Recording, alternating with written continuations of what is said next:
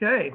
Welcome to Moments Off the Mat with Gary Abbott here at USA Wrestling. Our special guest today is Mark Munoz, checking in from in California, right? How's the weather Yeah, out there? We're summertime, aren't we? yeah, nice. I'm actually in my backyard right now. It's really nice out here, so I can't complain. Well, we appreciate you spending a little time with us. Going to talk about a variety of things, a little bit about your life as a wrestler and in MMA, and then some of the great things that are going on right now with you and your coaching and different projects like that. Just, curious also about your being a wrestling parent. And I mean, you've got a variety of cool things to talk about. So uh, Yeah, let's go awesome. back to the beginning. You weren't one of those little kid wrestlers. You didn't get in till you were 13, right? How did that all work out? How did you become a wrestler out there? Yeah. So I didn't know anything about wrestling until I was 13, and 13 was actually a big year in my life. I got bullied when I was 13 years old, and I had no idea that anything like that in my mind would happen to me. Um, and so here's the story. I actually got some Jordans for Christmas, and I wore some Jordans for Christmas, and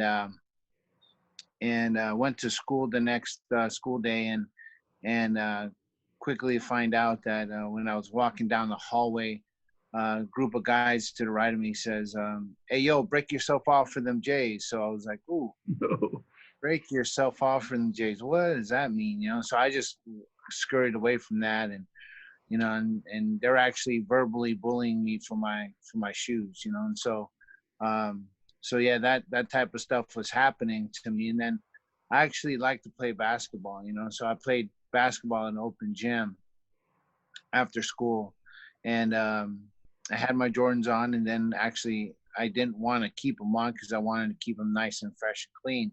And so I took them off, put them in my backpack, hid them underneath the bleachers, and then when I was done, I put them back on. I walked home. Well, as I was walking home, I had to walk through this pathway that just was in between a main street and the school. And so as I was walking through this pathway, uh, a group of guys behind me, and as I walked through this pathway, there's people on this pathway all the time, and as I was walking, there's 5 people behind me, and all of a sudden they started running. And then I looked back, they were looking at me, and they were probably about 10 feet or 15 feet away from me as I looked back, and I took 2 steps, and they shoelace tackled me and started beating me up for my shoes.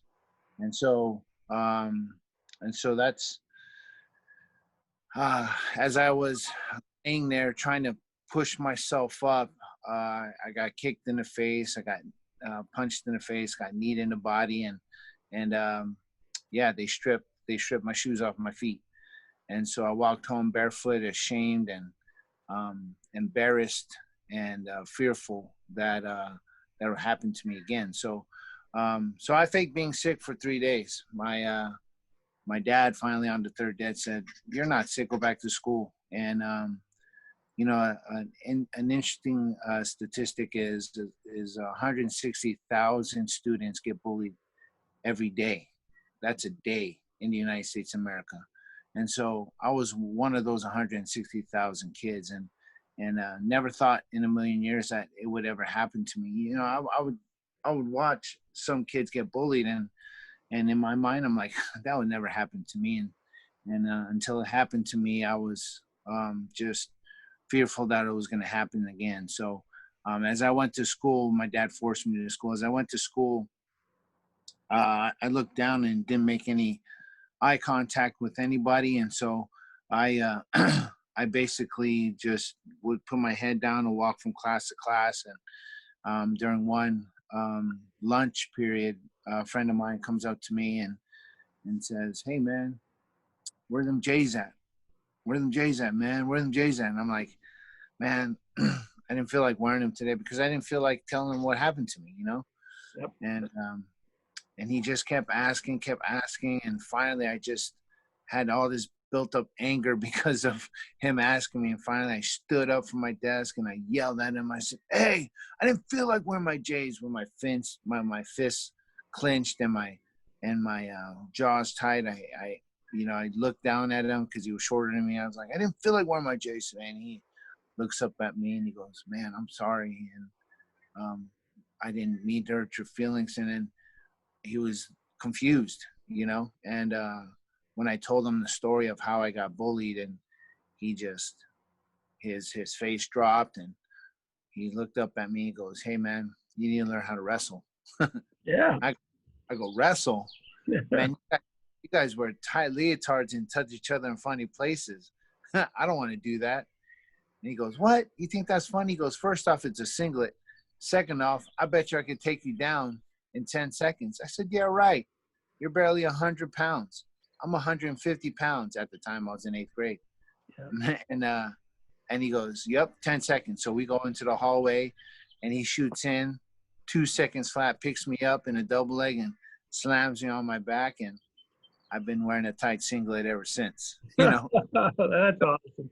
So you must Yes. have had some great coaches and mentors back in your community, because you didn't just get into wrestling, but you became an elite wrestler as a high school kid. Who were your influences that really helped you develop as a kid, a teenage kid in California, right? Yeah. So in high school, I've had amazing coaches in high school. In 8th grade, I started out with Mike Minahan, who coached me all throughout.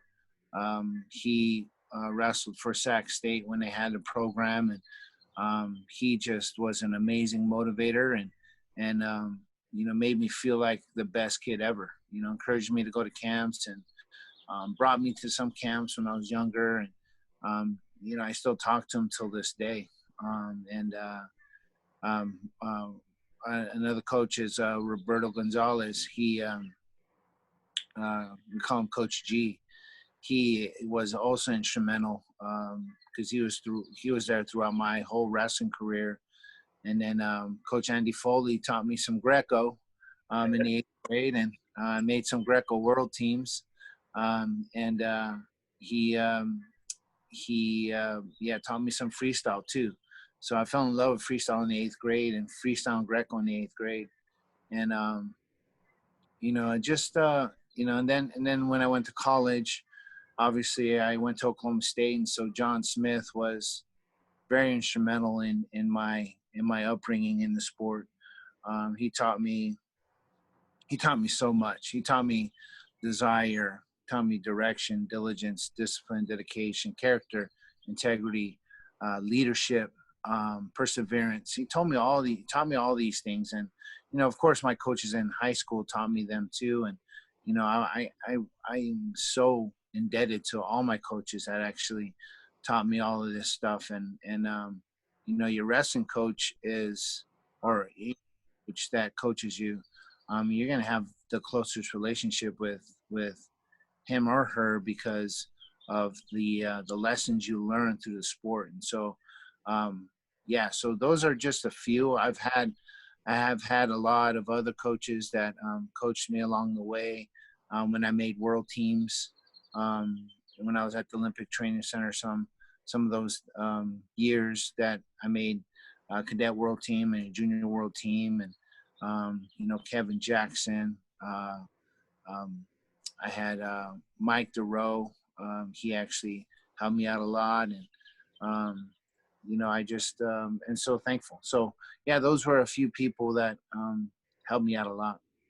So you got good in high school, right? You won a couple state titles, you're making teams, traveling around the country. And how did you end up at Oklahoma State? I mean, for sure you were a top recruit. People knew what was going on, but that's a long way from California. And although there have been some really good California kids out there, that's quite a journey for somebody to pursue their dreams. How did you end up there? Yeah, so I was getting recruited by several schools, and when I got injured my sophomore year, I made a Greco World team. I went to Moscow for Greco Worlds, and I was pretty much a Greco wrestler, upper body guy. And then noticed that, I needed to learn some shots. And so a friend of mine gave me this tape called, it was a VHS tape. So all you millennials might not know what that is, but a VHS tape. And I watched that VHS tape and hopped in my VCR and was watching John Smith go as low as he can go to get a low, so that tape was called How Low Can You Go, right? And so I learned how to do a low single leg and learned how to do a high crotch and a regular single leg, and I just just developed that from there. Started drilling, and it's important to know how to execute technique, and I learned it through a VHS tape, and I started drilling it myself, and then I learned how to do all those things, and so I basically, went from there and won 2 state championships. After getting injured, I broke my ankle in 4 spots, and didn't think I would ever come back, but I did, and ended up winning 2 state championships. Excuse me. And so I just went on some world trips, and I learned about John Smith, and then all of a sudden he started coaching me. He started recruiting me. And then when he recruited me, I was just like, oh man, I learned all this stuff from you, and then learned about how he was a six-time world and Olympic champion, 2-time Olympic champion, and arguably one of the best American wrestlers in the history of the sport. And I was like, oh my gosh, and so all of a sudden I became an instant fan, and started following him, and he recruited me. I was like, you know what? He seems really cool, and he's going to develop a great atmosphere at Oklahoma State. And I have my degree because originally I wanted to be an engineer. And so I got in the engineer department. I quickly changed my degree to health promotion, which is pretty much kinesiology. So right. I basically just thought that Oklahoma State was a great school. John Smith was a coach, and they had my degree. And so so I wanted to go there. You had some strong teams and great teammates when you were there as a Cowboy. Talk about some of the other guys in the room. I saw a picture of you and Daniel Cormier the other day, right? So, tell us about who the Cowboys were then, and how you guys did as a team, and obviously as friends and peers too, right? Yeah. So, obviously Daniel Cormier, he and I had some awesome battles in the room, and I think those battles were forged. Our friendship was forged through that, and I consider Daniel a really, really good friend of mine. I'm also, along with my other teammates, there's Jamil Kelly, who's an Olympic silver medalist. Daniel Cormier was took 4th at the Olympics, multiple worlds, and world team member, and Olympic team member. There was Stephen Schmidt. There was Teague Moore, Eric Guerrero. There was who else? I'm missing Hardell Moore, Shane. Yeah. Shane Roller. There was oh my gosh, man. And then guys would come back and beat us up. So I ended up wrestling Kenny Monday a few times. Him just whipping me to my back when I shoot a double leg. There was Chris Barnes, who was there. Oh yeah, Chris was tough. He come back. Obviously Mark Branch was there. All the names that I just named are like Division I coaches doing amazing in their own individual careers. I was fortunate to have great partners, and I'm probably missing a few. Oh, Pat Papalizio was my roommate. Yeah, he's done a little coaching, right?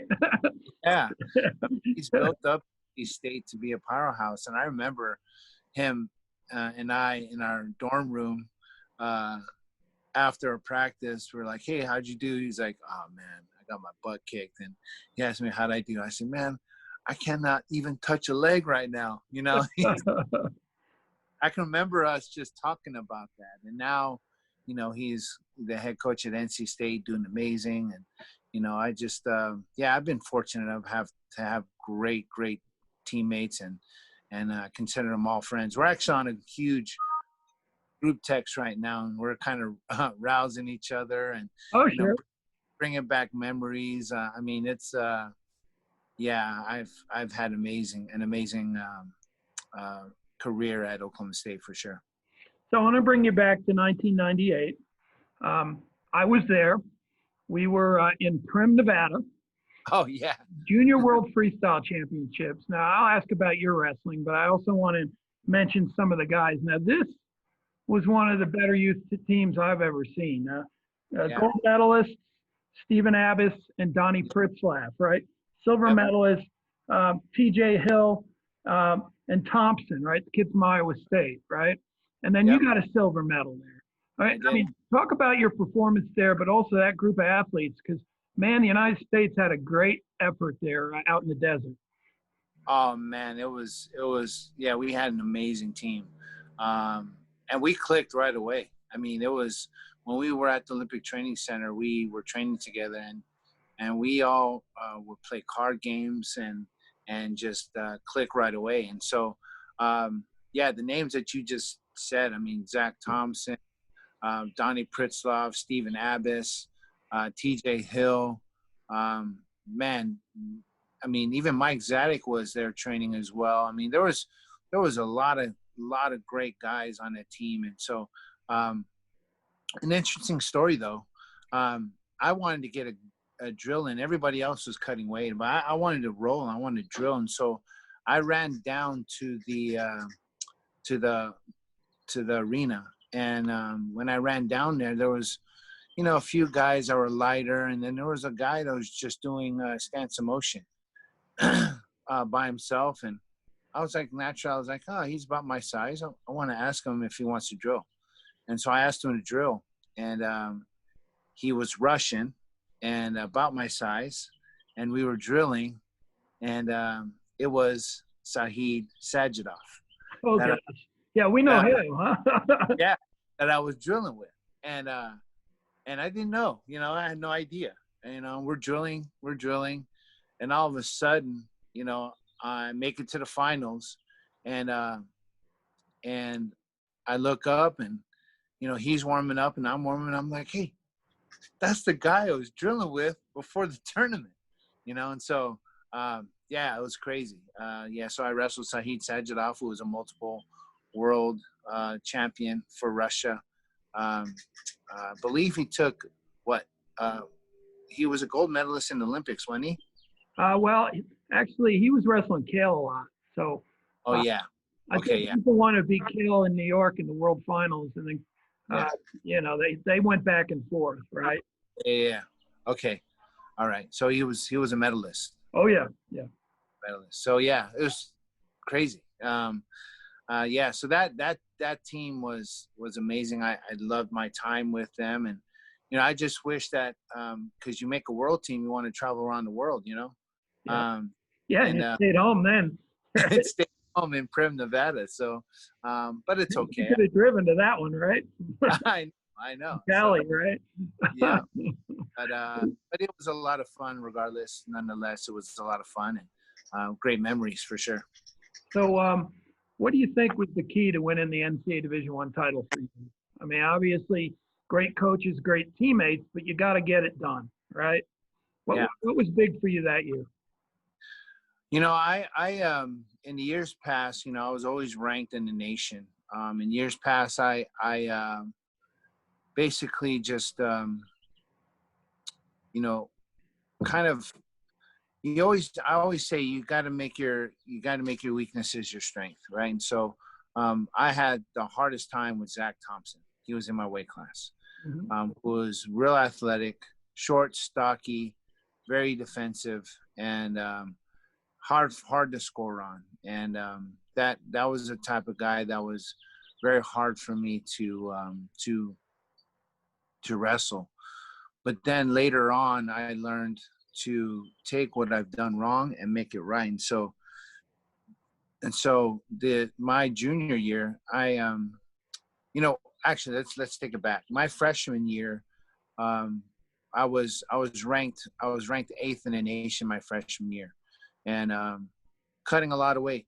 I made 177. That was a year where it was the weight classes were around my weight were 167, 177, 190, and heavyweight. That was my year, my freshman year, and I was wrestling 177. Was cutting a lot of weight. I actually was 10 pounds over after the first day. Had to cut 10 pounds to make weight, and so cutting a lot of weight. And when I made it to the second day, it was just like, I was just toast. Training the whole year, cutting weight the whole year, and being ranked high, but still it was just too hard as far as my weight. And so my sophomore year, they actually changed the weight classes to 177 to 184 because of some wrestlers that were taking supplements and cutting weight, and they actually passed away. So remember that. Yep. And so they increased the weight classes, and it actually went up to 184. And so after the first day of that tournament, I was 11 pounds over again. And so I was still growing, and I had to make weight, and I didn't All-American. I was ranked 4th in the nation, and I didn't All-American my sophomore year. And so after my sophomore year, I was like, man, coach, I need to jump up to 190. And Coach John was just like, you know what? Why do you think that? I said, well, Coach, I feel like I'm cutting a lot of weight, and I'm lifting a lot, and I think I'm still growing. And he goes, well, we need to see a nutritionist and, make sure you fit in really well at 184, because we have guys coming in. We got Daniel Cormier coming in. We got other guys coming in that might be a better fit. And I said, well, Coach, I think I'll be the best fit at 197. And so I end up, going home, lifting, get on a schedule. We agreed to disagree pretty much. So I went home and I lifted, and I was lifting at Oklahoma State. I got up really early, and I started lifting, started running. And I came back after I was home for a little bit, and J.J. McGrew was trying to make an Olympic team in 2000. He had to wrestle Joel Sherritt, and heard that I was a lot bigger, and so he wanted me to come in. So I came in and started wrestling with him, and Coach John looks up, and he goes, and he starts coaching J.J. All of a sudden he's like, Munoz, is that you? Step on the scale, and I end up stepping on the scale, and I was 230. He goes, what are you doing? Why are you that big? And I go, Coach, I'm just bigger, And he goes, son, he goes, get on the scale. And that was 230, right? And I go, Coach, he had me step on the scale twice. And I basically was like, Coach, I need to be a 197 pounder. He goes, you're a heavyweight, son. I need you down to 200. So we can get you down to 184. I'm going to talk to the nutritionist. It's not. I said, Coach, I need to be a 197 pounder. And he goes, oh, well, here it is. And so I ended up making a team of 197. And, Oh, absolutely. Yeah, being ranked number 1 the whole year. And, and then I beat Brad Varing 4 times that year. He ended up being a national champ. I lost in the semis to Zach Thompson. Okay. And then the very next year I ended up winning it. But that year is crazy because Zach Thompson and Brad Varing, who were in the finals the year before, ended up wrestling in the blood round to be an All-American, which was pretty interesting. But yeah, I mean, that was my career in short. I enjoyed my time there. It was just amazing time at Oklahoma State, and learned a lot about wrestling and about, coaching, learning how to coach. And become the best coach that I can be and best person I can be as well. Now, and you've been coaching a long time, not just shortly after your college career, but you're still doing it, right? But Yeah. somewhere along the line, MMA came up for you. And how did that work out? I mean, you know, some wrestlers decide to do it. A number of Oklahoma State kids have done it very Yeah. well. But Yeah. what made you go in there and start punching and kicking instead of just wrestling? Yeah, I never thought I'd ever punch and kick people in the face for a living. You know, I never thought I'd ever do that. You know, I'm the last person that someone would probably say that I would ever fight. You know, but you're definitely a product of your environment, and in my in my environment, after I coached at Oklahoma State for about 3 years, I got a job offer at UC Davis, and at UC Davis was Lenny Zaleski, who was Oh yeah, an Iowa Hawkeye great, and then an assistant coach was Uriah Faber. yeah, pretty well-known name in MMA. Yeah. Right? I mean, Yeah, Uriah, the California kid, Faber, and so this was back in 2003, and when I went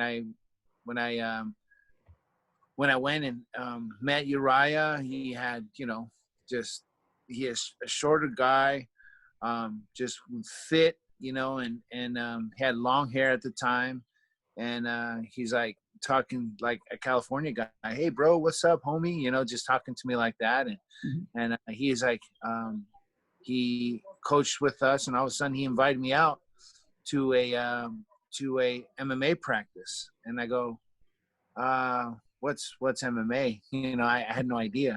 Yeah. And he goes, it's like wrestling, but you punch, kick, and knee and elbow and submit people too. And I was like, submit? Like how? He goes, like chokes and arm bars and like jujitsu. I'm like, what's jujitsu? So I was like, that's like, right? And he invited me out, and he actually invited me out to a gym, and we trained at this gym, and I was like, I learned some jiu-jitsu, and I was like, oh, wow, this is fun. You know, I learned some choke holds, and started doing jiu-jitsu, and started learning. And then he's like, hey, why don't you learn some boxing and striking? And so I learned some boxing and striking from him and from his coaches. And I was like, wow, this is a lot of fun. And all of a sudden he's like, hey, why don't you come out and train with us?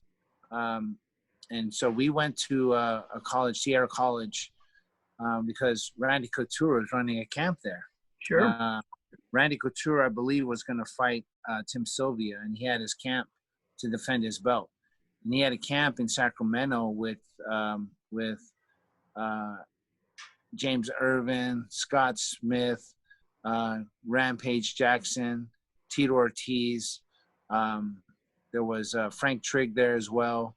And then Uriah was there, obviously. And Uriah was like, hey, why don't you come? And I believe you're a good body for Randy. I was like, oh, man, those guys are monsters, man. I don't know if I can compete with them. They've been doing it for a long time.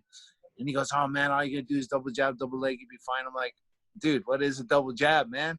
Like, double leg somebody. I said, I can double leg them all day, but, like, man, I don't want to get face, right? And so I end up going out there, and we're drilling, you know, we're doing some striking drills, and then all of a sudden someone says, all right, guys, gear up, it's time to spar. And I'm like, oh my goodness, like, and I'm like thinking to myself, oh, I want to fade away in the shadows and just be a fly on the wall and just watch these guys spar, you know. But when I sat out, there were 7 guys. Yep. And you needed 8, right? They needed one more in there, right? So everyone gets a partner except one guy, which was Randy Couture. And I'm like, oh my gosh, like, I don't want to pair up with him. Like, he's a monster, man. He's gonna knock my block off, right? And I'm like, oh my gosh, you know. And so in my mind, I was thinking, okay, we're gonna spar, and we're going full out, because there's guys out wearing headgear and big gloves and shin guards, and you know, I'm thinking, man, we're gonna go, you know. And so Uriah comes around with a pair of gloves, shin guards, and a headgear. He says, "Hey, bro, here you go." And I'm like, "Oh my gosh, dude." And I'm thinking to myself, I don't know if I want to do this, right?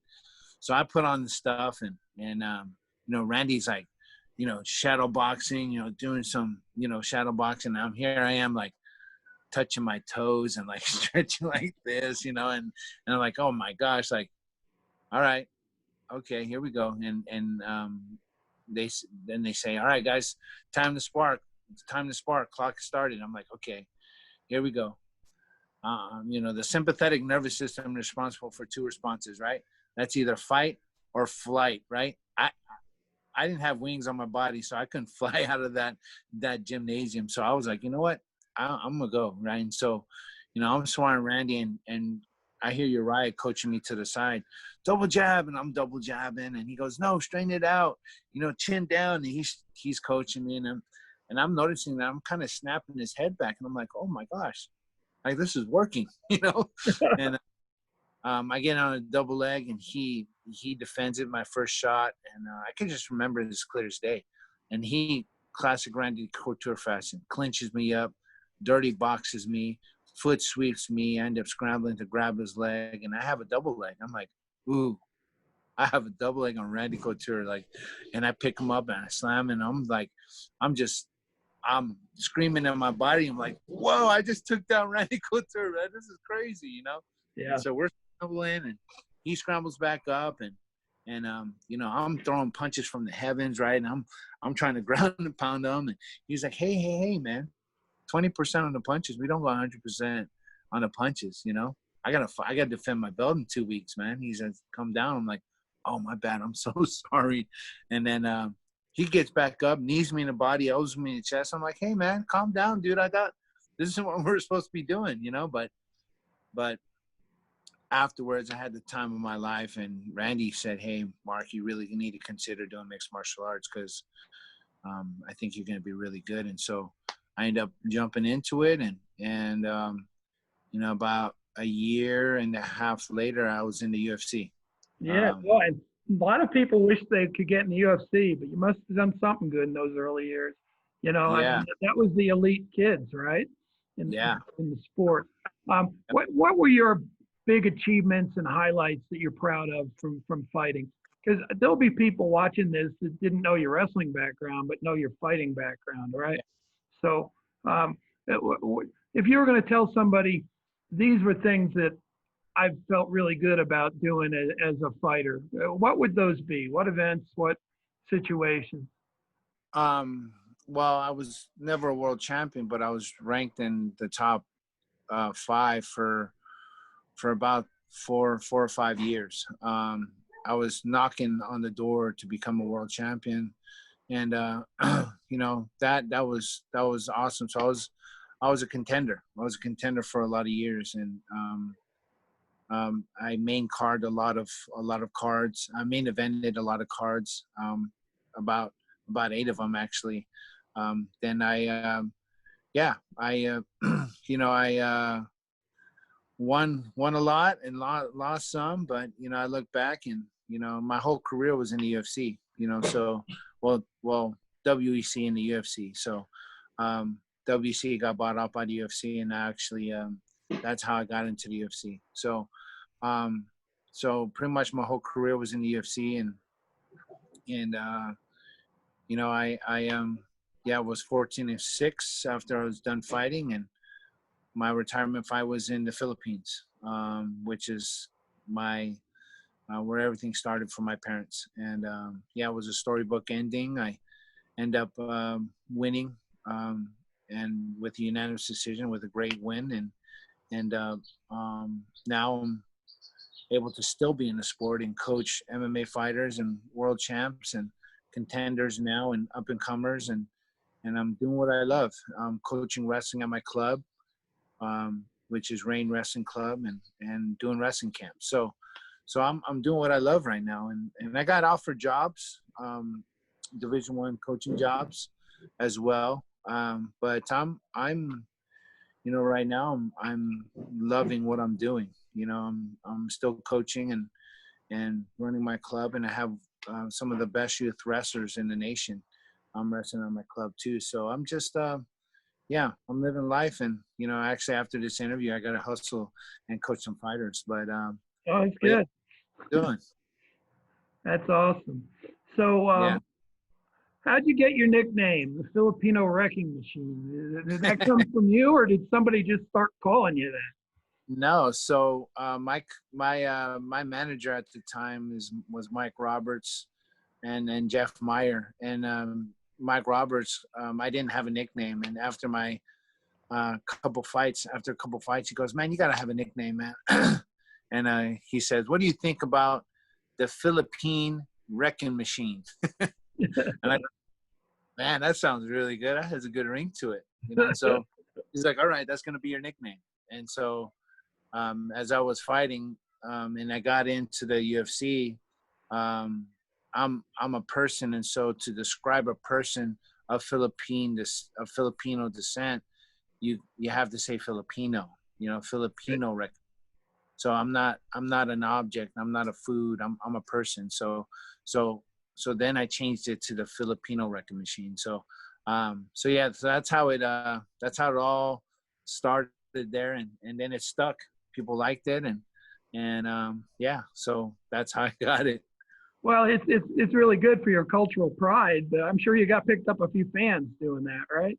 Oh yeah, yeah. You know, now I never ever thought I'd ever punch or kick people in the face for a living, and now I'm known as the Filipino Wrecking Machine. Yeah, it's crazy. Talk about being a wrestling parent. You know, I've seen you all over the years at some big USA wrestling events, and it's because your kid was involved, right? Yeah, What yeah. was that experience like for you to help mentor uh, your own family? Yeah, so my son didn't start. I mean, I introduced wrestling when he was 10 years old, but he was in soccer and baseball and did those sports. Was highly involved in those sports and introduced wrestling to him and jiu-jitsu. And so he did wrestling and jiu-jitsu at my gym called Rain Training Center when I had it at the time. And you know, I basically was at the gym. I was training there. I was coaching there and running the gym, and I would take my kids to school, then I would pick them back up and bring them back to the gym. We would have our family dinners there, right? And so Yep. Ray got introduced at 10 years old, didn't want to start till he was 10. I mean, till he's 13. And so at 13 years old, he said, "Dad, I'm going to quit soccer and baseball and I want to wrestle." I was like, "Why? You're so good at soccer and baseball." He made national teams in baseball.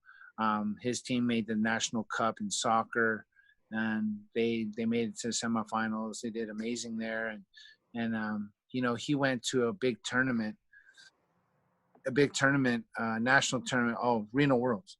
He went to Reno Worlds at 13 and went 0-2. Yep. Didn't win a single match, you know, and so.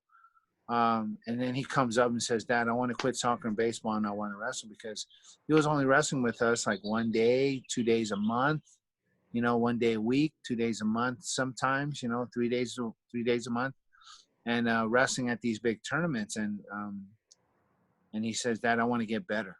And I go, "Okay, but why do you want to quit soccer and baseball?" He goes, "Well, I don't have time, Dad. I want to focus on wrestling." So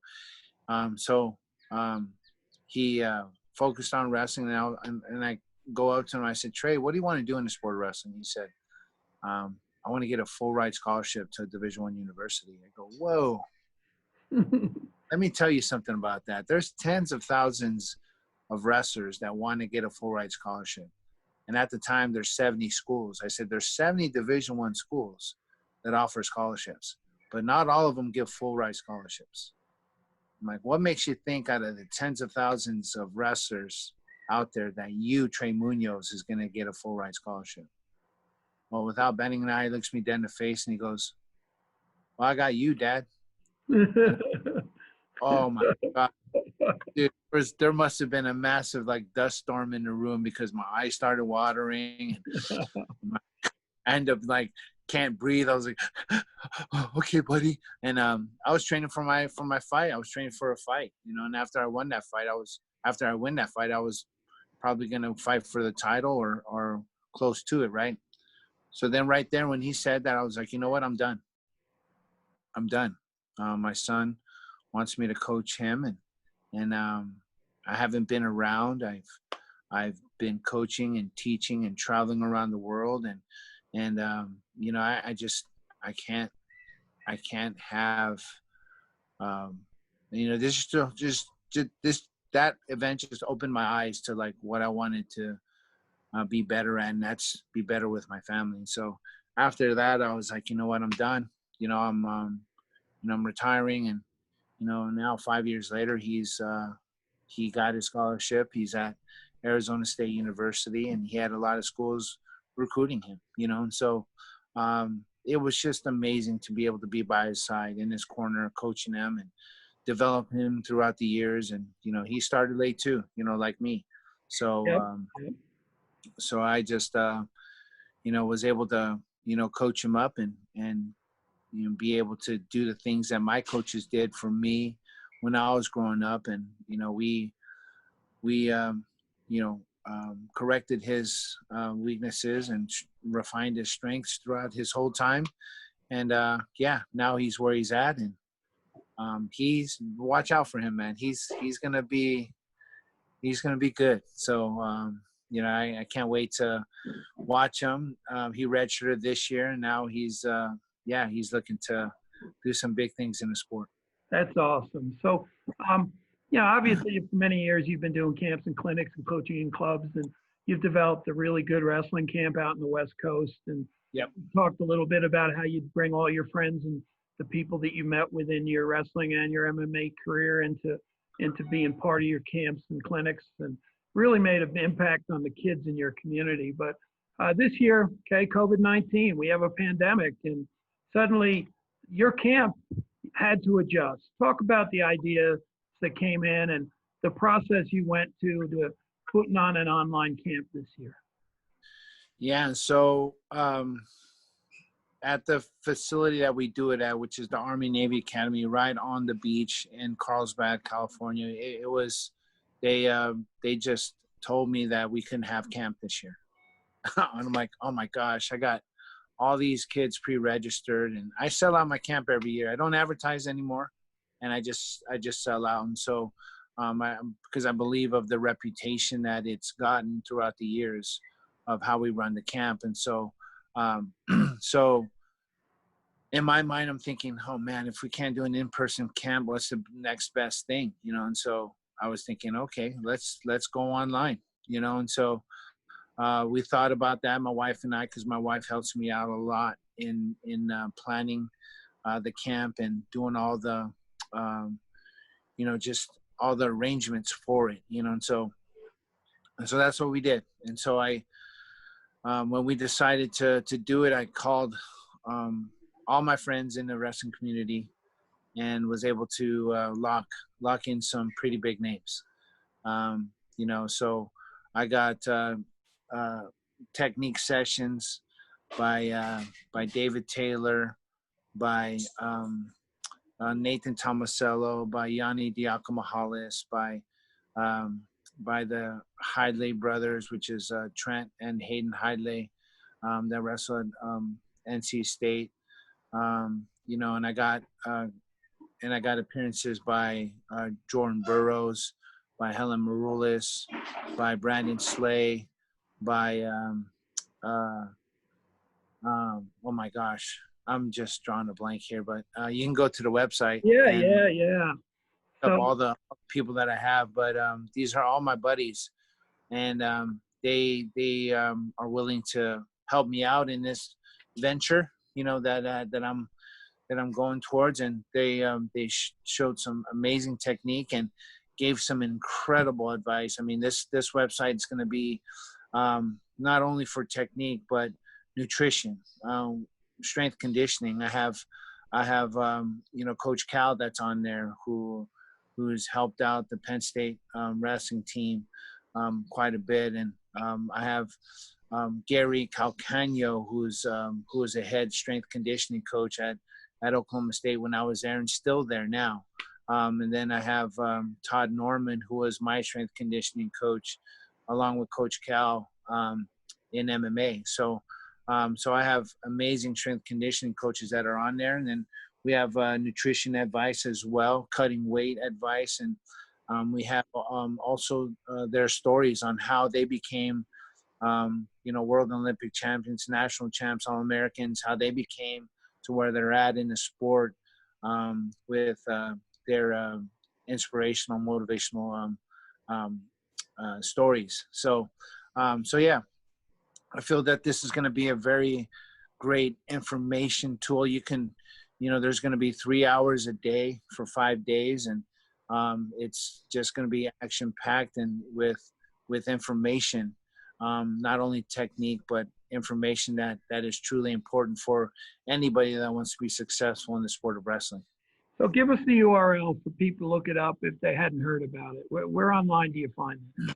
So you can look it up at www.westcoastwrestler.com. westcoastwrestler.com. So you can look it up there, and you can just click on the online wrestling camp there on the webpage, and it'll take you there, and you can check out all the details for the camp. The camp is going to run June 20th to the 24th. Sorry. We've postponed it because I'm still getting content from all the people. Yep. So we postponed it to July. So look it up. It should you should have all the information there, and it's gonna be a great resource for a lot of wrestlers out there, and coaches as well. Sure, coaches always need to get better as they go, as you've learned as a coach, right, Mark? I mean, that's right. You still love learning new stuff, don't you, from all the people that you know? If you ever feel like you're done learning, well, you're done. Like you can't advance. And so I'm always learning everything. I mean, when I hold my camps and my clinics, man, I'm there in the front, with my notebook, writing every detail down, and I have great friends in the sport. I've been able to do a lot of great things in the sport and help a lot of people out, and I'm still learning, and so I learn every time, every day, and not only about technique, but how to communicate the technique, right? How to communicate to an individual, because every individual is different. Everyone has a different learning style, a different personality type, a different communication style, and so you can't communicate to one kid how you communicate to another kid trying to teach the same thing, because sometimes you got to teach it in a different way so that it sinks in for them, and so definitely coaching is an art. They call it the art of coaching, right? You got to know your kids and how they learn and how they take in information. So throughout the years, I've been able to learn that and been able to communicate and convey all the thoughts and knowledge and wisdom that I learned throughout the years with the coaches that I've had. So I'm very fortunate to be able to do that still now. So Mark, you're like me, a lifer, huh? You think this wrestling thing's going to keep going for a while? Oh yeah, for sure. I'm a lifer. I'm a lifer for sure. I'm gonna still be involved, and I'm a nerd. I'm a wrestling nerd. Yeah. I watch every national championship, every NCAA, every world championship, every Olympics. I mean, I'm there. Every time USA Wrestling puts out an article, I read it. I'm a nerd, man. I love the sport of wrestling, and I definitely am fortunate enough to be amongst this community, and I definitely want to give back. And, this is one of the ways I can give back to those that want to learn. And, I want to, as much as I can, give back to the community that gave so much to me, so this is my way of paying it forward. Well, Mark, I appreciate all your time today. I know, it's, we've had a lot of different things to talk about, but I know the wrestling community, is very supportive of you, your whole career. And I'm looking forward to continuing to work with you on wrestling for many more years, buddy. Thank you so much. Yeah, thank you so much, Gary. I appreciate the time, yeah, I'm excited for all the years to come, Gary. So thank you. All right. Be well, friend. You too. Talk to you later. All right. Bye-bye. Take care.